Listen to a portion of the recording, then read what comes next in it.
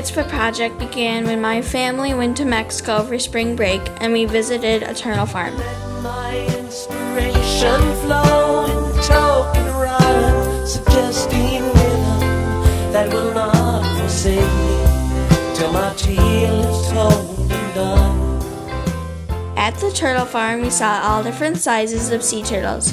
While the fire lights aglow, strange shadows from the flame. In Mexico, to help save the turtles, naturalists dig up the eggs of these endangered animals before they hatch out of the nests and bring them to turtle farms, much like the one we visited.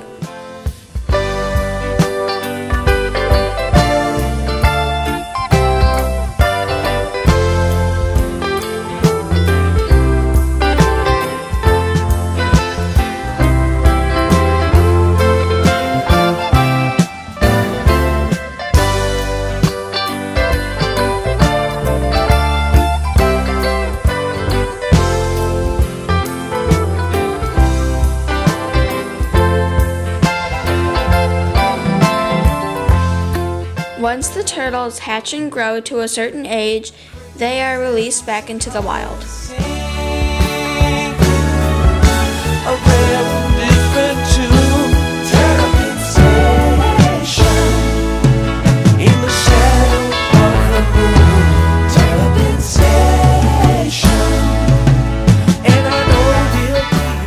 It was really cool to learn about this approach to turtle conservation and see how many turtles were going to be released.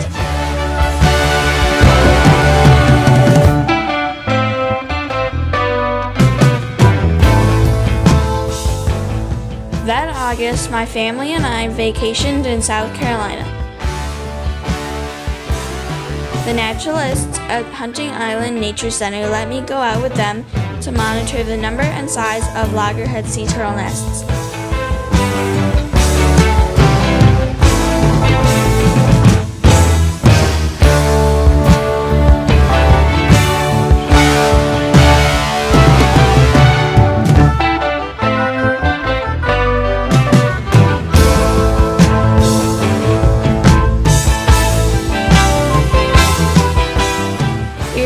The protective cages that kept raccoons and other predators away from nests that had already hatched, and then we pulled out and counted the number of eggs that were hatched and the number of unhatched ones. That is important so that naturalists can monitor the rate that the turtles are breeding and surviving.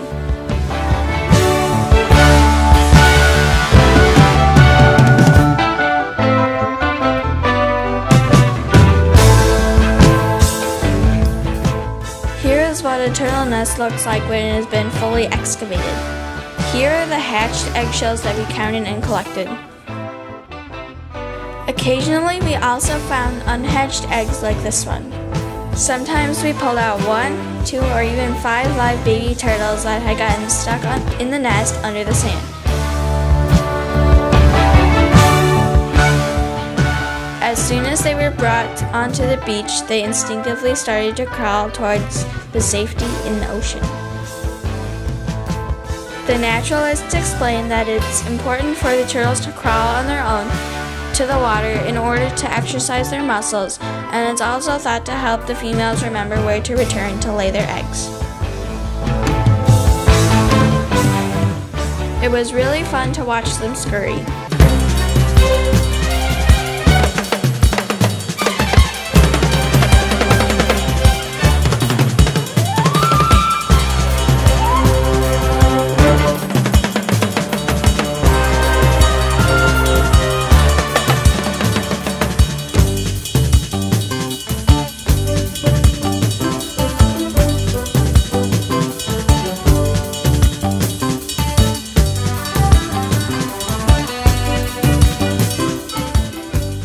It's really amazing how far these turtles had to crawl to get to home.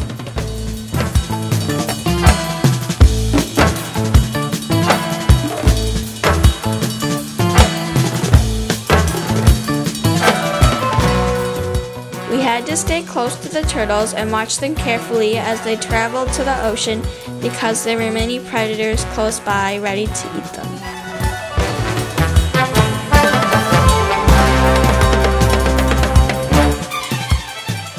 Eventually they did reach the water, and as soon as they did, they really turned it on to try to catch the right wave that would take them towards the Sargasso Sea where they would mature.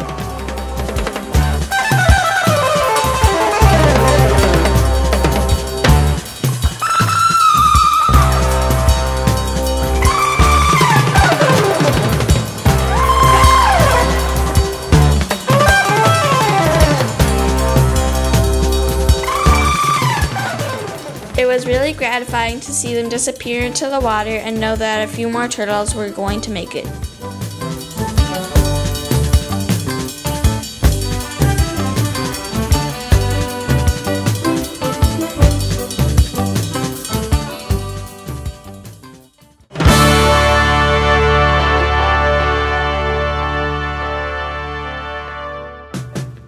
Another part of my Mitzvah project was adopting an injured sea turtle, or paying for its medical care while it was being treated at the Charleston Sea Turtle Hospital.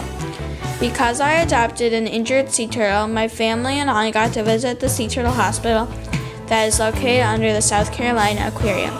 We got to see all of the turtles that were being treated there, including the one that I adopted. Some of the turtles, like this one, had swallowed fish hooks.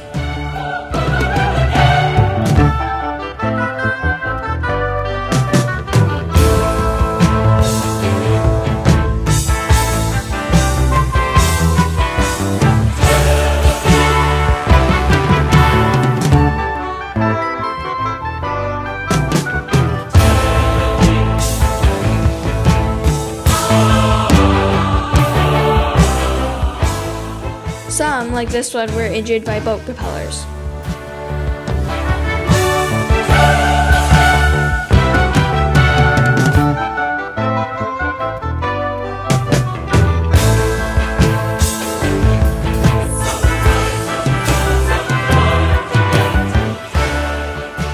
The Turtle Hospital is in constant need of financial support and donations of supplies and equipment.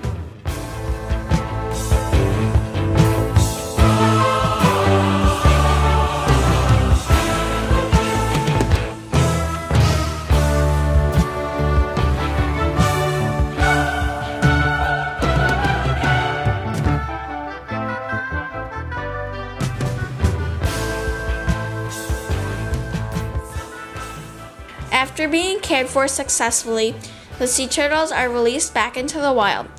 It was great to see that the Sea Turtle Hospital's efforts really make a difference.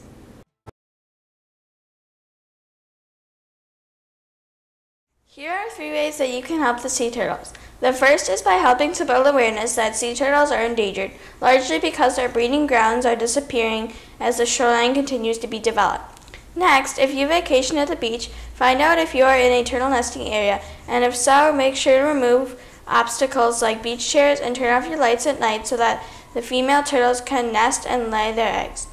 We saw many examples of false crawls or sea turtle tracks made by females that were looking for a place to nest but couldn't find one.